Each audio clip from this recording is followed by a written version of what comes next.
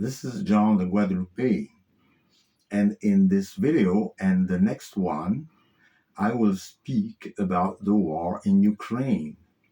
However, before this, I really wish to say thank you very much to the people who supported me in my support in favor of President Donald Trump. In the beginning of the year 2025, a TV report showing President Donald Trump speaking to the President of Ukraine, President Volodymyr Zelensky, in a way that has been considered as a bit harsh, has surprised many people because often Ukraine has been shown as the victim of a military aggression by Russia that has been presented as the bad guy in that conflict. However, the situation is actually more complicated than that. In the late 1980s, Soviet Union allowed much freedom, and many territories of this country took that opportunity to become independent. Ukraine was one of them.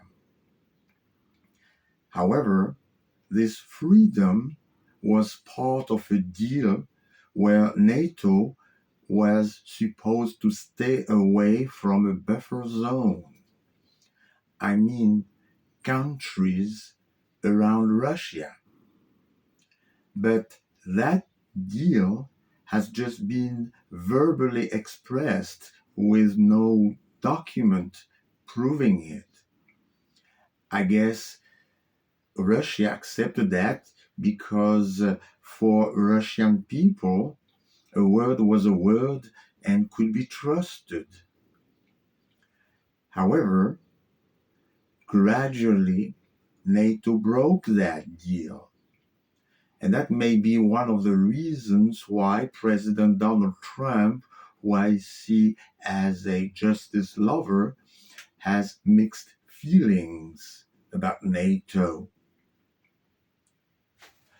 And also, because of the type of relationship Ukrainians had with the Western world, I suppose that Russia believed that Ukraine was going to become a NATO member, and that's why Russian troops have been sent to Ukraine. I'm not saying that Russia was right or wrong to make that decision about such a military intervention. What I mean that is NATO countries have big responsibility in that conflict between Russia and Ukraine. And that should be taken into consideration in the peace discussions to try to stop that conflict.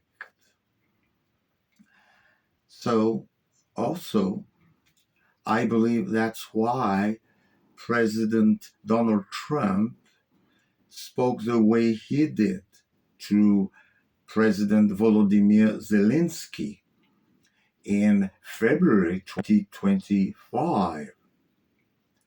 So I encourage you, American voters, to support President Donald Trump in the way he manages the peace negotiations between Russia and Ukraine, and vote in favor of his party for the 2026 midterm elections. In my next video, I will speak about why maybe President Donald Trump has also mixed feelings about Ukraine and does not consider Russia as an enemy. Thank you for your attention. God bless America.